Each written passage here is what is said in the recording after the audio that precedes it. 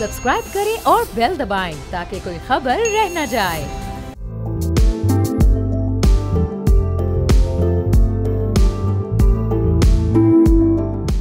अस्सलाम वालेकुम, मैं और बाब जहांगीर, आप देख रहे हैं प्रोग्राम बेवपार। और हुकूमत पाकिस्तान ने अगले 3 साल के माशी प्लान्स टारगेट किए हैं और हम हर थोड़े दिन बाद ये देखते हैं कि ये टारगेट्स प्लान किए जाते हैं, लेकिन जब इम्प्लीमेंटेशन की बारी आती है, पॉलिसी साजी की बारी आती है, फिर अमल दरामद की बारी आती है, तो उसमें खासी रुकावटें और खासी मुश्किल हमें दिखाई देती है। साल के आगाज़ पर भी उड़ान पाकिस्तान प्लान का ऐलान हुआ था और इन 10 माह में उस प्लान के अनाउंसमेंट के बाद हमने अपनी एक्सपोर्ट्स में कोई खातिर ख्वाह इजाफा नहीं देखा। और उसके बावजूद भी इस माली साल के लिए जो अपना पहला क्वार्टर अब गुजार चुका है, जो टारगेट अब सेट किया गया है अगले 3 साल को मद्देनजर रखते हुए, ये सिर्फ गुड्स का जो टारगेट है सर्विसेज को हटा के वो 35 अरब डॉलर से ज़्यादा का है, यानी 35 अरब डॉलर से ज़ायद की अशिया पाकिस्तान से बाहर एक्सपोर्ट की जाएंगी। अब कैसे, ये अपनी जगह बहरहाल एक सवाल है। फिर उसमें सर्विसेज की एक्सपोर्ट्स भी शामिल कर लें जिस पर पाकिस्तान बहुत ज़्यादा रिलाई करने जा रहे हैं आने वाले दिनों में, तो वो भी 8 अरब डॉलर से ज़ायद बनती हैं, यानी 44 अरब डॉलर की एक्सपोर्ट्स पाकिस्तान सिर्फ इस साल करने जा रहा है, जबकि पिछले माली साल में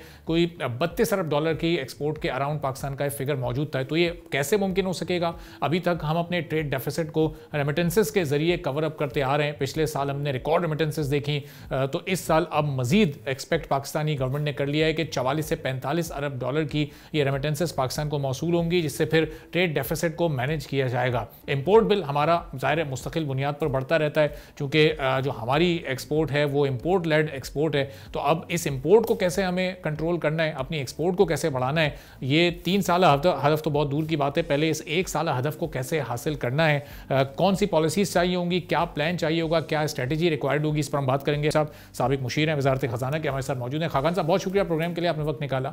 अब ये 35-36 अरब डॉलर की सिर्फ गुड्स एक्सपोर्ट और फिर 8 अरब डॉलर से ज़ायद की सर्विसेज एक्सपोर्ट, ये कैसे मुमकिन हो सकेगा 44-45 अरब डॉलर की एक्सपोर्ट, जब 4 महीने गुजर चुके हैं? कोई खातिर ख्वाह नताइज इन 4 महीनों के नहीं आए एक्सपोर्ट के पॉइंट ऑफ व्यू से? खाकान साहब, सबसे बड़ी बात यह है कि जिस मुल्क ने भी तरक्की की है उसने अपने एक्सपोर्ट टू जीडीपी को बहुत बढ़ाया। पाकिस्तान का 10% है एक्सपोर्ट टू जीडीपी। अगर मैं हैरानकुन फिगर रखूं तो इट बॉदर्स मी। 10-15 साल पहले के फिगर देखता हूं तो 16% ऑफ द जीडीपी हम एक्सपोर्ट कर सकते थे। So you have become an inward looking economy. Your competitiveness to compete in the world has gone down.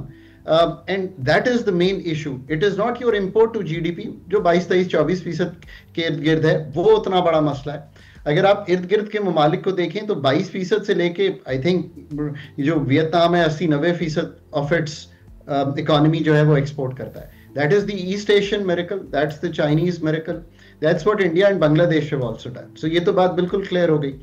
अब एक्सपोर्ट बढ़ाने के लिए अगर आप वाकई ही टारगेट मैक्रो लेवल पर सेट करें, that's the easier thing to do, right. मैं ये कहूं कि मैं ये करना चाहता हूं 42, 50, 60 अरब डॉलर, आपको उसकी जुजियात में जाकर ये बताना पड़ेगा कि आप कौन कौन से सेक्टोरल इन्वेस्टमेंट टारगेट सेट कर रहे हैं।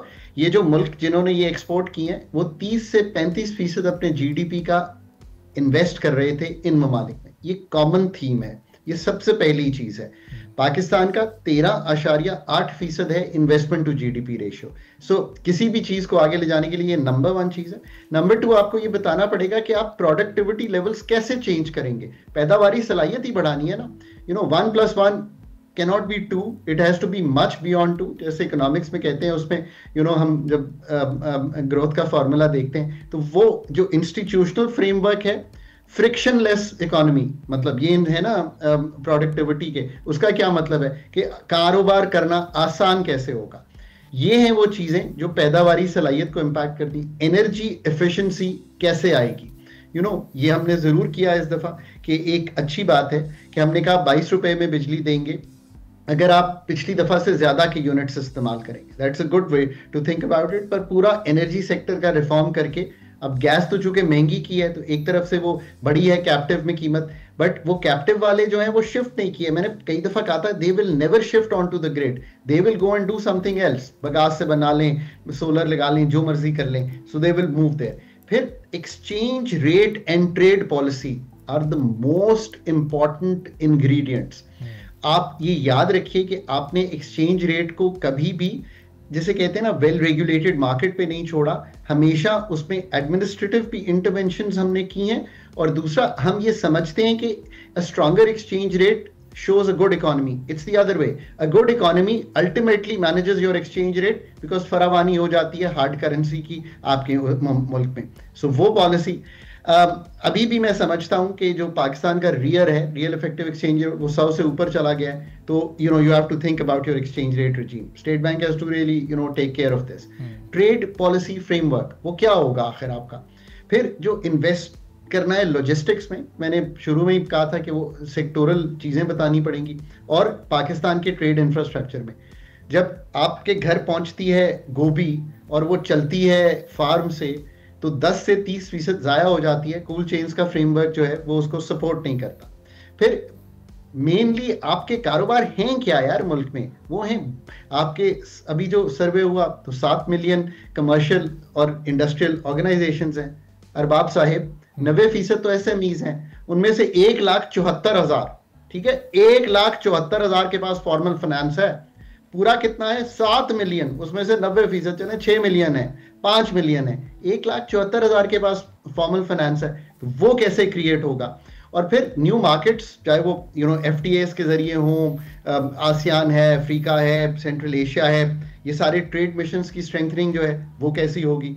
और फिर एक गवर्नेंस, एक्सपोर्ट गवर्नेंस का जो पूरा फ्रेमवर्क है. और आखिर में आज की इंडस्ट्रियल पॉलिसी, ये भी ज़हन से निकाल दीजिए कि इंडस्ट्रियल पॉलिसी की जो इफादियत है वो ख़त्म हो गई है. ये एक मिसनोमर है दुनिया में कि ऐसा है. द इंडस्ट्रियल पॉलिसी फ्रेमवर्क जो है वो पूरा तब्दील हो गया है. मैं ये सबसे इंपॉर्टेंट बात कर रहा हूँ, मैंने कभी भी किसी फोरम पे नहीं की, आपके साथ कर रहा हूँ. देखिए, रोल ऑफ गवर्नमेंट है collaborative iterative engagement with the private sector. पहले होता था top down. So this is your new industrial policy, right it. Objective क्या है? Job creation, manufacturing. ये नहीं है स्ट्रक्चरली इकोनॉमी कैसे ट्रांसफॉर्म हो रही है, इनोवेशन और प्रोडक्टिविटी के क्या मेजर्स हैं, ग्रीन ट्रांजिशन कैसे हो रही है. कंपटीशन पॉलिसी, पहले ये होता था कि मोनोपोलीज हैं, कॉस्ट ड्राइव होगी. आज है ओपन मार्केट कंपटीशन और बैरियर्स टू एंट्री को आप कैसे दबाते हैं. मैं इंडस्ट्रियल पॉलिसी फ्रेमवर्क आपके सामने रखा हूं. फिर पहले होता था कि जिसे कहते हैं कॉजल एनालिसिस पे डिपेंडेंट होते थे. आज आप हैं कॉजल इन्फ्रेंसेस के कॉन्टेक्स्ट स्पेसिफिक ड्रिवन होंगी आपकी. और आखिर में एक स्टैटिक और फिक्स टारगेट्स होते थे, आप पहले चलते थे. Now the industrial policy today is a dynamic, responsive, technologically very quickly changing economy. ये हैं ग्लोबल शिफ्ट्स जो डिफाइन करेंगे कि अगर हम वाकई ये कर सकें. Aspiration on the macro targets is right. हमने आज उसकी जुजियात में जाकर एक गुफ्तगू कर ली कि अगर इनको अमली जामा पहनाना हो. मैं आज भी ये समझता हूँ Pakistan public sector has to really ramp up its capability. अगर ये सारे काम करने हैं, उस डेप्थ से करने हैं और उस क्वालिटी से करने हैं. वक्त और स्पेस आइडियल है. IMF की एंगेजमेंट अच्छी चल रही है, मैक्रो स्टेबिलिटी मुल्क में मौजूद है. रियली होप कि हम ये सब काम करें. तो खान साहब, इन 10 महीनों में हमने जब देखा था जनवरी के स्टार्ट में जब ये आगाज़ हुआ, ऐलान हुआ उड़ान पाकिस्तान प्रोग्राम का, तो हमें ऐसा लगा था कि इस साल बड़ा एक चेंज नज़र आएगा, बहुत तेज़ी से रिफॉर्म्स होती नज़र आएंगी, कुछ ऐसे कॉन्क्रीट चेंजेस हमें नज़र आएंगे. लेकिन वो पेस, वो ये रफ्तार तो हमें अभी तक नज़र नहीं आई है. अब ये जो हमारे एक्सपोर्ट का सबसे बड़ा चंक है टेक्सटाइल सेक्टर का, जो 60% हमारा एक्सपोर्ट का चंक है, वो 2-3 साल पहले तक वो डिक्लाइनिंग सिचुएशन में था. अब वो एक स्टैटिक पोजीशन पर है, उसमें कोई ग्रोथ नज़र नहीं आ रही. उसमें ग्रोथ लाए बगैर हम कैसे अपने $7-8 अरब को ऐड कर सकेंगे इसमें? So that surprises me, right? और इसको जाकर डेप्थ में देखना पड़ेगा. जो टेक्सटाइल की रिसर्च मैंने पढ़ी है वो ये कहती है कि जब $2.5 अरब, अरबाब ये कोई छोटा फिगर नहीं है, $2.5 अरब का आपने वो एक दिया था टर्फ, जिसमें 1% पर अरबाब at 1% the state give loans.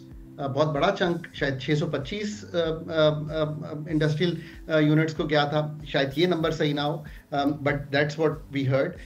वो टेक्सटाइल को गया. और पता ये चला कि जो कैपेसिटी एक्सपेंशन हुई है वो $25 अरब की एक्सपोर्ट तक हमें ले जा सकती है. और आज वो कैपेसिटी मुल्क में मौजूद है. So really have to think कि क्या वो कब आते हैं इन द शॉर्ट रन. क्या फाइनेंसिंग है, कॉटन है, या अब कॉटन से तो निकल गए हैं, अब क्या है, अब तो मैन मेड फाइबर पे हैं, वो क्यों नहीं हो पा रही. So what is stopping this. So ये तो एक $17-18 अरब और $25 अरब का जो गैप है ऑन द टेक्सटाइल. फिर where is pharmaceutical, where is processed food. And then mines and minerals का पिकअप जो कि शुरू होना चाहिए, और फिर I think light engineering. So ये तो हो गया गुड्स की उस पे। आई थिंक यही है पाकिस्तान का एडवांटेज, इससे बाहर जाकर नहीं सोच सकते आप। ठीक है, बहुत बहुत शुक्रिया खाका नजीब साहब, साबिक मुशीर वज़ारत ख़ज़ाना। गुफ्तगू आपने सुनी। एक ब्रेक लेते हैं, ब्रेक के बाद वापस आएंगे, एक और अहम मौजू पर बात करेंगे।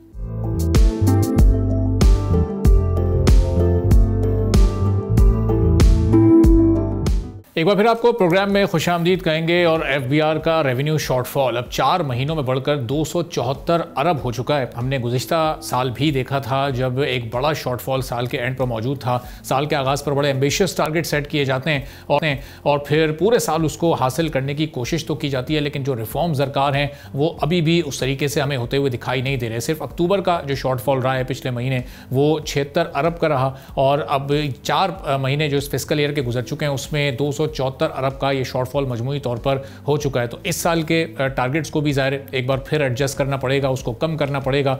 और हम देखते हैं कि अभी 1-2 बार जो फाइल टैक्स फाइल करने के लिए, जो रिटर्न फाइल करने के लिए डेट थी, उसमें इजाफा किया गया, उसमें तौसी की गई। 31 अक्टूबर को ये डेट ख़त्म हुई और उसके बाद तकरीबन 8,90,000 से ज़ायद नए फाइलर्स तो इस सिस्टम में आए हैं। लेकिन इन नए फाइलर्स से क्या जो इनकम टैक्स है उसमें भी इजाफा हुआ? इतनी बड़ी तादाद में, लाखों की तादाद में फाइलर्स का तो नंबर बढ़ रहा है, लेकिन फिर ये शॉर्टफॉल हमें रेवेन्यू के एंड पर क्यों दिखाई दे रहा है? इस बारे में हम गुफ्तगू करेंगे। ज़ीशान मर्चेंट साहब हमारे साथ मौजूद हैं। बहुत शुक्रिया ज़ीशान साहब, प्रोग्राम के लिए आपने वक्त निकाला। जब हम देख रहे हैं कि रिटर्न फाइल करने वालों की तादाद हर साल लाखों में बढ़ रही है, तो फिर ये रेवेन्यू का शॉर्टफॉल क्यों हमें मुस्तकिल और हर माह दिखाई दे रहा है? बिस्मिल्लाहिर्रहमानिर्रहीम। देखें, पिछले साल अगर total number of return filers का मुआवजा करें तो वो 8.2 मिलियन से ज़्यादा थे। तो जो अभी एफबीआर की फिगर है वो तो 5.9 मिलियन की है। तो उस हिसाब से जो है तकरीबन 23-24 लाख लोगों ने कम रिटर्न फाइल किया है। अच्छा। तो ये कहना कि ये नंबर बढ़ गया है, ये मेरे ख्याल से मुनासिब नहीं है, क्योंकि ये नंबर गलत है। क्योंकि अगर आप कंपेयर करें एफबीआर के अपने डेटाबेस से, तो वो 8.3 या 4 मिलियन का बताता है नंबर 2024 का। उस हिसाब से तो कम रिटर्न फाइल हुए। 24-25 लाख रिटर्न अभी फाइल होना बाकी हैं। मसला ये है कि आपने कहा कि 1 महीने की एक्सटेंशन दी है, ये तो रिटर्न जो है वो तकरीबन 40-45 दिन देर से प्रिस्क्राइब हुआ है। तो अभी तो इसमें बहुत गुंजाइश बाकी है। ऑफिशियली सारे कराची के लोगों ने, लाहौर के लोगों ने, पूरे पाकिस्तान के टैक्स पेयर्स ने और टैक्स जो फ्रेटर्निटीज़ हैं उन्होंने कहा है कि ये कम से कम 30 नवंबर तक तारीख को लेके जाएं। इन्होंने 31 अक्टूबर जो है मेरे हिसाब से गलत बढ़ाई है। तो अभी तो बाकी है बहुत सारे रिटर्न्स जाना। तो ये नंबर टैक्स रिटर्न्स का तो बढ़ेगा, हाँ, नंबर ऑफ टैक्स, ये जो अमाउंट ऑफ टैक्स वो क्यों नहीं बढ़ रहा? उसकी वजह बुनियादी तौर पे ये कि टैक्स रेट्स इतने हाई कर दिए हैं इन्होंने। एक इंडिविजुअल को जो है तकरीबन उसका जो मैक्सिमम टैक्स स्लैब जो है वो 49.5% है। इसी तरह से एक सैलरी टैक्स पेयर का जो मैक्सिमम स्लैब है वो 38.5% है। तो बड़ा मुश्किल है कि ये जो है लोग ज़्यादा वॉलंटियरली रिटर्न्स फाइल करें। अब तो लोग सिस्टम से भागने की कोशिश कर रहे हैं और टैक्स रिटर्न्स में इतनी परेशानियां हैं, इतने प्रॉब्लम्स हैं, उसके बाद भी जो है हर किसी ने बड़ी कोशिश की है कि वो टैक्स रिटर्न को फाइल कर दे। और एफबीआर का क्लेम मैं समझता हूँ कि ये फैक्ट्स पे बेस नहीं करता। ये मंथ ऑन मंथ बेस पे तो शायद वो सही कह रहे हैं, लेकिन ये ईयर ऑन ईयर बेसिस पे क्लेम ये मुनासिब नहीं है और इसको रिविजिट करने की ज़रूरत है। तो फिर अब ज़ीशान साहब, ये तो फिर हर साल जो टारगेट सेट किए जाते हैं 14,000 अरब, 15,000 अरब, 16,000 अरब के, ये फिर किस बुनियाद पर किए जाते हैं जब टैक्स नेट को नहीं बढ़ाया जा रहा, जो टैक्स पेयर्स हैं उनकी तादाद नहीं बढ़ रही, बल्कि जो ऑलरेडी एग्जिस्टिंग टैक्स पेयर्स हैं उन पर वो रेट बढ़ता जा रहा है? तो फिर ऐसे ये सिलसिला ये कब तक चलता रहेगा? ये शॉर्टफॉल्स इसी तरह होते रहेंगे और इस पर हम एफबीआर के ऑफिशियल्स की कोई सरजनिश भी होते हुए नहीं देखते? उनकी परफॉर्मेंस पे भी ऐसा लग रहा है कोई चेक एंड बैलेंस का क्राइटेरिया मौजूद नहीं है? एक्चुअली जहाँ पे अगर सवाल ना किया जाए और सिर्फ टैक्स रेट को बढ़ा दिया जाए तो रेवेन्यू तो कहीं ना कहीं से बढ़ ही जाता है। इन्फ्लेशन को ऐड करते हैं, इंटरेस्ट रेट्स को ऐड करते हैं, तो ऑटोमेटिकली कुछ ना कुछ टैक्स तो बढ़ ही जाता है। लेकिन प्रॉब्लम ये है कि ये हाई टैक्स रेट्स की वजह से लोगों ने अपने कारोबारों को समेटना शुरू कर दिया है। तो इकोनॉमिकली ये वायबल नहीं है, इनको टैक्स रेट्स को रिविजिट करना पड़ेगा, वरना हम और आप हर दफ़ा यही बहस करेंगे कि ये जो टारगेट्स हैं ये अनरियलिस्टिक टारगेट्स हैं और इसमें लेजिटिमेसी नहीं है। और आप ये देखेंगे कि पिछले साल भी जो पहला टारगेट दिया गया था उसको 2 दफ़ा रिवाइज किया गया। मैं समझता हूँ कि आने वाले टाइम पीरियड में भी टैक्स के रेट्स को, टैक्स के टारगेट को रिवाइज करेंगे, क्योंकि अदरवाइज तो ये पहिया चलना ही नहीं है। ये बड़ा मुश्किल हो जाएगा, क्योंकि टैक्स फाइलर्स जितने भी हैं वो उनको फोर्स किया जा रहा है, और जो नॉन टैक्स फाइलर है या जो सिस्टम में नहीं है उसको कोई पकड़ दकड़ नहीं है। इस सब मसला सिर्फ ये है कि जो सिस्टम में है उसी पे टैक्स लगता जा रहा है, जो सिस्टम में नहीं है उसके पीछे कोई नहीं जा रहा। ना एफबीआर की वहाँ पे बहुत ज़्यादा तवज्जो है। अगर वो उनके पीछे पहले जाएं तो फिर कुछ ना कुछ रिलीफ भी हो सकता है, नए सिस्टम में लोग भी आएंगे, और उसकी इंफॉर्मेशन भी एफबीआर शेयर करे कि जो नए टैक्स पेयर्स आए हैं पाकिस्तान में ऐड हुए हैं उनसे कितना नया रेवेन्यू कलेक्ट किया गया। वो लोग जो पिछले साल फाइल नहीं कर रहे थे और इस साल फाइल कर रहे हैं, तो उनके रेवेन्यू को तो कोई ज़रूरत नहीं है, क्योंकि वो तो ऑलरेडी आपके सिस्टम में है जिन्होंने देर से फाइल किया। तो एफबीआर को मेरे ख्याल से कुछ न चीज़ों को रिविजिट करना पड़ेगा, और जब तक ये रिविजिट नहीं करेंगे ये चीज़ पूरी नहीं हो सकती है, टारगेट्स पूरे नहीं। तो जियान साहब, जो एक्टिविटी थोड़ी सी एफबीआर के में 2024 में नज़र आ रही थी, कुछ संजीदगी नज़र आ रही थी, वो एक ताजिर दोस्त स्कीम लाए, रिटेलर्स होलसेलर्स को कोशिश कर रहे थे टैक्स नेट में लाने की। इस 2025 में तो हमें कहीं कोई ऐसी एक्टिविटी नज़र ही नहीं आई है, कोई कोशिश एफबीआर की नज़र ही नहीं आई है। जब कोई कोशिश ही नहीं होगी तो फिर ये लोग सिस्टम में आएंगे कैसे, और जब तक ये नहीं आएंगे तो एग्जिस्टिंग टैक्स पेयर्स को तो फिर रिलीफ मिलना ऑलमोस्ट नामुमकिन ही है। उन पर तो ये रेट इसी तरह बढ़ते जाएंगे, चूँकि हर साल टारगेट को 2-3 हज़ार अरब बढ़ा दिया जाता है। तो ये क्यों इस बार कोई ऐसी एक्टिविटी या कोई हैपनिंग नजर नहीं आ रही है हमें एफबीआर के एंड से? देखिए, वॉलंटरी कंप्लायंस उस वक्त होती है कि जब सिस्टम्स ठीक चल रहे हों। यहाँ आपको मैं ये गारंटी के साथ कह सकता हूँ कि पिछले 2 महीने से जो टैक्स फाइलर्स हैं, ये जो टैक्स पेयर्स हैं, ये जो टैक्स कंसल्टेंट्स हैं, वो एफबीआर के सिस्टम के अजाब के तले नीचे दबे हुए हैं। हम हर रोज़ कोई ना कोई अमेंडमेंट या उसको देख रहे हैं कि जो प्रिस्क्राइब नहीं है लेकिन अमेंडमेंट हो रही है रिटर्न फॉर्म में। हम हर रोज़ एफबीआर को ये कम्युनिकेट कर रहे हैं कि सिस्टम में ये फ्लॉज हैं, इसको दुरुस्त कर लें। लेकिन एफबीआर का फोकस मेरे ख्याल से, आपने सही फरमाया, वो इस तरफ है ही नहीं। ताजर दो स्कीम भी फेल हो गई, दूसरी स्कीमें भी फेल हो गई। क्वेश्चन ये है कि accountability with in the system कब होगी? ये किस वक्त पूछा जाएगा कि भाई आप लोगों को गाड़ियां भी दे दी, आपने कितने नए टैक्स पेयर्स को इस सिस्टम में लेकर आए, आपने कितने उन बिजनेसेस पे जाके चेक किया कि जो सिस्टम में मौजूद नहीं है। जब तक ये अकाउंटेबिलिटी नहीं होगी, आप और मैं बातें करते रहेंगे, एफबीआर के ऊपर कोई फर्क नहीं पड़ेगा। और एफबीआर कोई चीज़ जब तक खुद से नहीं करेगा, आसानियां क्रिएट नहीं करेगा। यहाँ 4-4, 5-5 साल से रिफंड्स रोक के रखे हुए हैं। और इंसल्ट टू इंजरी ये है कि इस साल का जब रिटर्न कोई फाइल कर रहा है और उसका अगर 2,000 रुपए का भी रिफंड है, तो रिफंड की एप्लीकेशन तक को लॉक करके रखा हुआ है एफबीआर ने, और वो कह रहा है सिस्टम कि आपका तो कोई रिफंड ही नहीं है। ये बड़ा सरासर जुल्म है। इस चीज़ को ठीक करना होगा। अगर ये चीज़ों को ठीक नहीं करेंगे तो सिस्टम पे से कॉन्फिडेंस ख़त्म होता चला जाएगा और लोग सिस्टम से बाहर चले जाएंगे। तो ये अब इस सिस्टम को ठीक करना किसने है? ये फाइनेंस मिनिस्टर ने करना है, जो ज़ाहिर है ख़ुद वो एक फाइनेंशियल एक्सपर्ट भी हैं, एक बैंकर भी हैं। माजी में हमने देखा रिवायती सियासतदान फाइनेंस मिनिस्टर हुआ करते थे, तो इस बार तो वो वाली प्रॉब्लम भी नहीं है। या डायरेक्टली ये प्राइम मिनिस्टर ने करना है? उनका भी बहुत ज़्यादा झुकाव इस वक्त मुल्की मईशत को बेहतर करने के लिए है, मुख्तलिफ ममालिक के दौरे भी कर रहे हैं, पाकिस्तान में भी कोशिशें कर रहे हैं। तो ये एफबीआर की तरफ क्यों तवज्जो नहीं है हमारे हाई अप्स की? देखिए, ग्राउंड रियलिटी को फेस करना पड़ेगा। आज आप किसी के पास जाएं और उससे पूछे ना कि टैक्स रिटर्न क्यों नहीं फाइल करते, तो वो आपसे पहला सवाल करता है कि मुझे गवर्नमेंट क्या दे रही है इन रिटर्न। मेरी रोड टूटी हुई है, मुझे बिजली प्रॉपर नहीं मिलती, मुझे पानी खरीदना पड़ता है, मुझे लाइफ सिक्योरिटी खरीदना पड़ती है, मुझे स्कूल अपने बच्चों को खुद फीस भरनी है, मुझे हॉस्पिटलाइजेशन खुद करनी है। बाहर के ममालिक जहाँ पे टैक्स रेट ज़्यादा है वहाँ ये स्टेट का काम है, स्टेट प्रोवाइड करती है।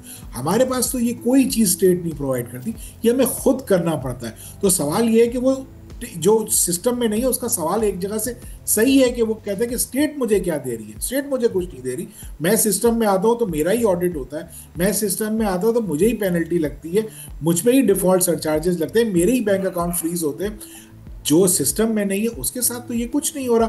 तो गवर्नमेंट को ये सर जोड़ के बैठना पड़ेगा और ये चीज़ को देखना पड़ेगा कि वो क्या चाह रहे हैं, उनका फोकस क्या है।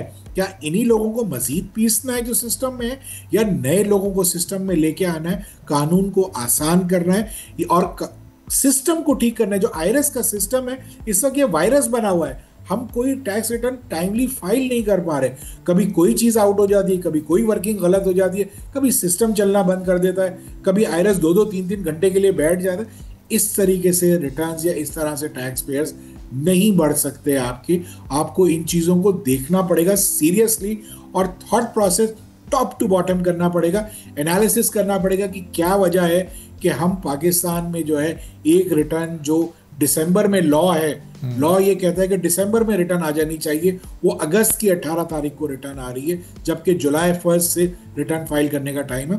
हमें सोचना पड़ेगा कि कहाँ गलतियां हो रही हैं और इसका जिम्मेदार कौन है। किसी ना किसी को तो जिम्मेदारी लेनी पड़ेगी इसकी।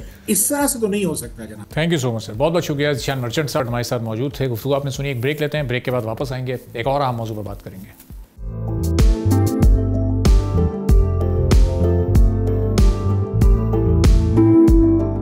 एक बार फिर आपको प्रोग्राम में खुशामदीद कहेंगे। दूसरी Pakistan international maritime expo and conference का बाकायदा आगाज़ हो गया है और पाकिस्तान के इकनॉमिक तनाजुर में भी इस कॉन्फ्रेंस को बड़ी अहमियत की हामिल समझा जा रहा है, चूँकि आइडियाज़ से पाईमैक को जो चीज़ मुख्तलिफ बनाती है वो जो मैरीटाइम डिफेंस है, उसके साथ साथ इसमें जिस तरह ब्लू इकॉनमी को ब्लेंड किया गया है वो एक बड़ी काबिल कदर चीज़ है, चूँकि पूरी दुनिया में जो ब्लू इकॉनमी का वॉल्यूम है वो अब 2.8 to 2.9 ट्रिलियन तक पहुँच चुका है और उसमें पाकिस्तान की जो शमूलियत है, जो पाकिस्तान की कंट्रीब्यूशन या रोल है वो फ्रैक्शंस में और वो ना होने के बराबर है। लेकिन पाकिस्तान के अंदर ब्लू इकॉनमी का जो पोटेंशियल मौजूद है, अब उसको एक्सप्लोर करने की भरपूर तरीके से पिछले कुछ अरसे में कोशिशें जारी हैं और हमने 2023 में पहली पाईमैक भी देखी थी जिसमें तकरीबन 22 MOU साइन हुए थे और उसके बाद ब्लू इकॉनमी को एक बड़ा वाज़े फ़रोग़ मिला हमारे मुल्क में, न सिर्फ फिशरीज सेक्टर को बल्कि उसके बाद हमने देखा कि जो इसके मुख्तलिफ सेक्टर्स हैं उनमें भी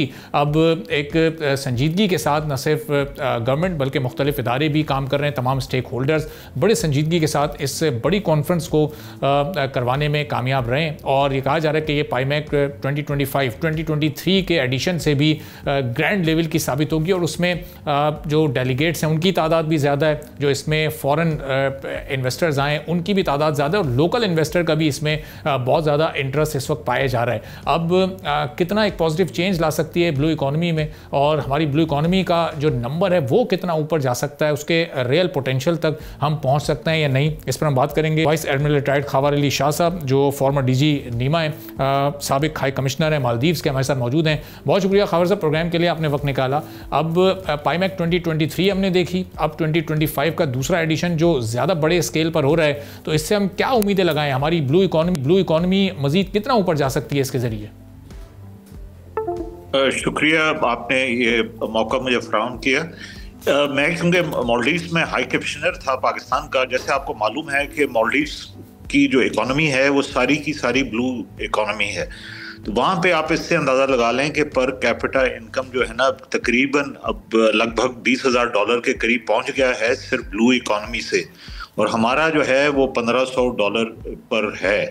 तो हम जो हमारा ब्लू इकॉनमी से फ़ायदा नहीं उठा रहे और ये बहुत अच्छा इनिशिएटिव है PMAC का, जिससे हुकूमत को झंझोड़ने में मदद मिलेगी और जो नेटवर्किंग मुख्तलिफ ऑर्गेनाइजेशंस के साथ होगी और जिधर जिधर कोई बॉटलनेक्स है वो उससे बेहतरी आएगी। मैं चंद चीज़ों पे ऑप्टिमिस्टिक हूँ, कुछ पे पेसिमिस्टिक हूँ, क्योंकि ये चीज़ें जैसे हम देख रहे हैं बतदरीज जो है वो मैरीटाइम सेक्टर में एक कमी वाक़ई हुई है। हमारे जैसे आपको मालूम है जो जहाज़ हैं वो कम होते गए हैं। हमारे पास इतना बड़ा कैप्टिव 110 मिलियन टन्स का हमारे पास कार्गो आता है, मगर जहाज़ हमारे वो नहीं उठाते। हमने आहिस्ता आहिस्ता इतनी मुश्किलात हर चीज़ में पैदा करनी है, रेड टेप ज़्यादा है, जो मंसूबे बनते हैं वो हाफ बेक्ड होते हैं, तो वो थोड़ी देर के बाद वो एडजस्टमेंट्स चाहते हैं। तो मेरा ये थोड़ा सा ज़्यादा गवर्नमेंट को तवज्जो देनी चाहिए कि हमारा जो कार्गो है हम खुद उठाएं, उससे एकदम फ़ायदा होगा। उसमें मुझे थोड़ा सा ज़रा नज़र नहीं आ रहा कि प्लानिंग कमीशन कितने जहाज़ या मैरीटाइम मिनिस्ट्री खरीद कह तो रहे हैं कि हम 30 जहाज़ करने लेंगे, मगर बड़े अरसे से सुन रहे हैं मगर वो 11 के 11 ही जहाज़ हैं। इसी तरह जो हमारा मैरीटाइम टूरिज्म को मुश्किल नहीं है उसको बढ़ाना, मगर उसमें जो बंदिशें हैं, डाइविंग आप इतना बड़ी आपकी कोस्ट लाइन है, मालदीव सारा जो है मैरीटाइम टूरिज्म पे डेवलप हुआ हुआ है। 6000 पाकिस्तानी जाते हैं मालदीव में मैरीटाइम टूरिज्म करने। पाकिस्तान में आपके पास डाइविंग की इजाज़त नहीं है। आप एक अदारे के पास जाते हैं, वो कभी मना कर देता है, कभी इक्विपमेंट ले लेता है। मालदीव्स में 700 हैं, हिंदुस्तान जो उसमें इतने ज़्यादा डाइविंग के और मैरीटाइम टूरिज्म के मौके हैं। आपने स्कूटर्स लेने हैं, अगर वाटर स्कूटर्स आपने दरियाए नीलम पे चलाने हैं तो वो आपको ड्यूटी फ्री मिल जाएंगे, मगर अगर कराची के बाहर चलाने हैं तो उस पर ड्यूटी फ्री आपको नहीं मिलेगा। तो मेरी गुजारिश है कि इसको बहुत बड़ी अपॉर्चुनिटी है, इसको इन गवर्नमेंट की रेगुलेशन से आज़ाद किया जाए। सिक्योरिटी अच्छी चीज़ है, मगर वो इतनी ज़्यादा ओवरवेलमिंग ना हो कि 700-800 किलोमीटर की पूरी कोस्ट ही आप बंद कर दें किसी तरह की रिक्रिएशन के लिए। सही। और ये छोटे छोटे जैसे आपके पास मालदीव्स ने डेवलपमेंट की है अपने, वो इतनी बड़ी बूस्ट मिलेगी। आप लोकल गेस्ट हाउसेस की इजाज़त दें तो ये फिशिंग में इसी तरह सारी दुनिया जो है कि वो ट्रॉलर्स बेहतर हो गए हैं। तो हमारा जो अगर हम अपना मुवाजना करें अपने इर्द गिर्द के ममालिक से, तो हमने क्योंकि इतना ज़्यादा वो रेड टेपिज्म और बैरियर्स क्रिएट कर दिए हैं एक मार्केट इकोनॉमी से, कि मुझे नहीं नज़र आता कि जल्दी कोई इफेक्ट आएगा। ये जैसे कहते हैं T20 और टेस्ट क्रिकेट, जी अभी टेस्ट क्रिकेट खेलनी पड़ेगी। अच्छा। तब आहिस्ता आहिस्ता। लेकिन खबर साहब, आज जब ये पाईमैक की ओपनिंग सेरेमनी वहाँ जाने का इत्तेफाक हुआ तो तमाम स्टेक होल्डर्स वहाँ एक पेज पर हमें दिखाई दिए कि नेवी की जो टॉप लीडरशिप है वो भी वहाँ मौजूद रही, रेलेवेंट मिनिस्टर जो गवर्नमेंट को रिप्रेजेंट कर रहे थे वो भी थे, कॉरपोरेट सेक्टर के सरप्राइजिंगली वहाँ बड़े लोग आए हुए थे। तो ऐसा लग रहा है कि गवर्नमेंट भी अपने एंड से अपना रोल प्ले करेगी, रेगुलेशंस को थोड़ा ईज करेगी, और कॉर्पोरेट सेक्टर, प्राइवेट सेक्टर का इसमें कितना इंपॉर्टेंट रोल हो सकता है, खासतौर पर जो लोकल इन्वेस्टर है हमारा, उसके पॉइंट ऑफ व्यू से। आप खुला छोड़े प्राइवेट इन्वेस्टर को। आपका जैसे वो पॉल एडम्स की है कि एक इनविजिबल अगर आप खुला छोड़ते हैं रेगुलेशन से, अभी सब कुछ वो रुक जाता है। एक एनओसी के पेपर के चक्कर में हर चीज़ इन्वेस्टर भाग जाता है, आपका डर लग जाता है लोगों को, आज ये पॉलिसी है कल एनओसी नहीं मिला तो क्या होगा, मैं अपने करोड़ों रुपए ज़ाया ना चले जाए। ये अच्छी चीज़ है, नेवी बहुत अच्छी चीज़ कर रही है कि ये, इसके अलावा पाकिस्तान में ग्रोथ का इतना चांस है ब्लू इकोनॉमी से जो दूसरी जगहों से शायद नहीं है। मैं आपको जो हमारे ट्रेडिशनल चीज़ें हैं जैसे डाउस, जो पुरानी लकड़ी की किश्तियाँ बनती थी, वो हमने इतना मुश्किल कर दिया इधर बनाना कि उसके इंजन अब दुबई में जाके लगते हैं, उसको टो करके यहाँ से ले जाते हैं, वो भी इंडस्ट्री ख़त्म हो रही है। तो हमने एक सिक्योरिटी के नाम पे ये पूरा जो हमारा समुंदर है उसको बहुत गड़बड़ कर दी है इधर। तो इसको शुरू से समुंदर एक आज़ाद जगह है, हमें कोशिश ये करनी चाहिए कि मिनिमम रेगुलेशन हो, गवर्नमेंट का रोल हो कि छोटे छोटे वो कुछ चीज़ें करे और फैसिलिटेट करे ताकि लोग इन्वेस्टमेंट करें, छोटा इन्वेस्टर भी आए। हम भागते हैं बड़े इन्वेस्टर्स के पीछे, जो वो 5-6 कोई बर्थे ले लेते हैं, वो इतनी बड़ी इन्वेस्टमेंट नहीं होती। आपका जो छोटा इन्वेस्टर है उसको आप खुला छोड़ें तो वो आपके लिए बहुत ज़्यादा इकोनॉमी में बेहतरी लाएगा। मेरा ये ओपिनियन है, जो मैं ये समझता हूँ कि जो मैंने अभी 8-10 बड़ा फॉलो कर रहा हूँ मैं स्टडी, जितने भी सारे हमारे इर्द गिर्द ममालिक हैं, वो सबसे ग्वादर का वो एग्जाम्पल ले लें। ग्वादर हमारे पास कराची पोर्ट अंडर कैपेसिटी पे चल रही है, PQA अंडर कैपेसिटी पे चल रहा है। हम ग्वादर 20 साल से बना हुआ है और मुझे नहीं लगता कि ग्वादर में कोई इन्वेस्टमेंट आएगी। उसके बाद पोर्ट जो बनी है, पोर्ट का से उधर ओमान में, वो आगे निकल गई हैं। तो मेरा ख्याल है कि हमें थोड़ा सा ज़रा प्लानिंग बेहतर करनी चाहिए। 5 साल मंसूबों में कोई ऐसी चीज़ें करनी चाहिए जो एक पॉलिसी का तसलसल हो और लोगों को पता हो कि ये चीज़ें हम चेंज नहीं करेंगे। और खबर साहब, ज़ाहिर है चलें पोर्ट एंड शिपिंग में अगर काम स्लो हो रहा है या हम अंडर कैपेसिटी काम कर रहे हैं, तो हमारी जो सी फूड एक्सपोर्ट है वो भी हम सही तौर पर अपने पोटेंशियल को यूटिलाइज़ नहीं कर पा रहे। 450 to 500 मिलियन डॉलर्स की हम वो कर रहे हैं, पोटेंशियल हमारा 3-4 अरब डॉलर्स का है। फिर हम बीच टूरिज़्म को भी उस तरीके से नहीं डेवलप कर सके भी, चूँकि मालदीव्स में तो आप रहे हैं, वहाँ की आपने मिसाल दी, तो कितना बड़ा फ़र्क एक पर कैपिटा इनकम में।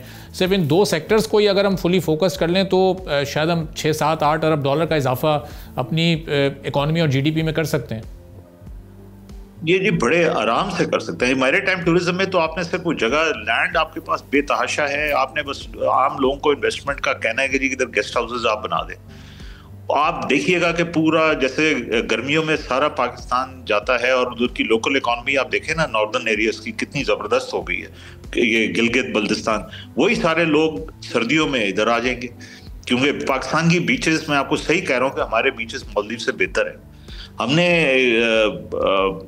उसको सही तरह जो है ना उसको यूटिलाइज नहीं किया। और इसी तरह जो आपकी जो फिशिंग इंडस्ट्री है, फिशिंग इंडस्ट्री अब हम जो है वो रेगुलेशन में हम ट्रेनिंग नहीं है फिशरमैन की, वो छोटी फिश पकड़ लेते हैं। यही फिश जो 50 सेंट की बिकती है वो उसको ज़रा बड़ा होने दें तो $6 की, $10 की बिक जाएगी। तो हमारा ओवर फिशिंग हो गई है, स्टॉक्स डिप्लीट हो गए हैं। तो इसमें जो हम ध्यान नहीं दे रहे, ये बड़ा अफसोस है। अभी शुक्र है कि नेवी ने अब एक्टिव रोल अदा करना शुरू किया है, और इंशाल्लाह बाकी जो वो हैं जो लोकल स्टेक होल्डर्स वो भी आगे आएंगे, और ब्लू इकोनॉमी में फिर एम्प्लॉयमेंट बहुत मिल सकती है। अभी हम जैसे वो मर्चेंट नेवी का बिल्कुल खत्म किया हुआ है। आप इथोपिया देखें, एक लैंडलॉक्ड कंट्री है, उसके पास हमसे ज्यादा शिप्स हैं। उन्होंने सिर्फ ये काम किया है कि वो ये कहते हैं जी कि जो भी आपने अपने इथोपिया के लिए चीजें खरीदनी है वो इथोपियन शिप्स में आएंगी।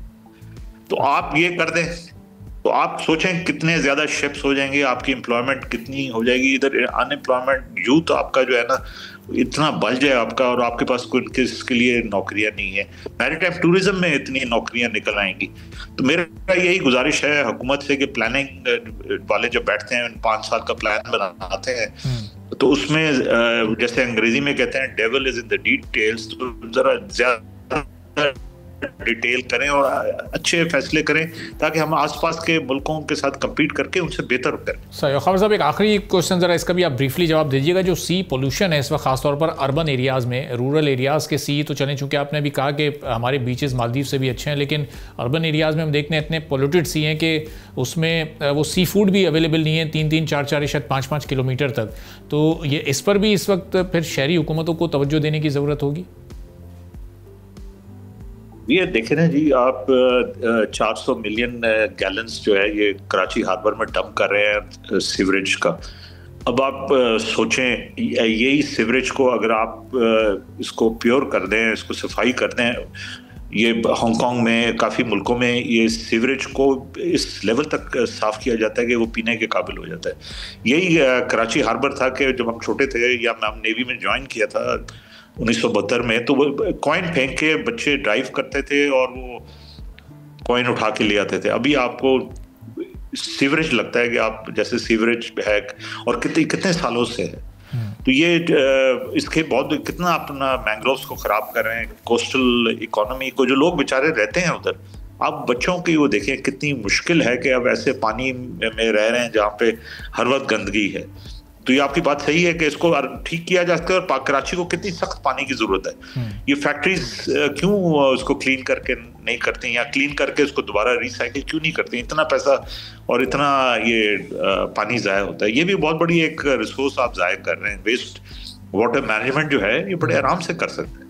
ठीक है, बहुत बहुत शुक्रिया सर। वाइस एडमिरल रिटायर्ड खबर Ali DG national institute of maritime affairs और फॉर्मर हाई कमिश्नर मालदीव्स हमारे साथ मौजूद थे। गुफ्तगू आपने सुनी। इसी के साथ नाज़रीन आज के प्रोग्राम से इजाज़त दीजिए। अल्लाह हाफ़िज़।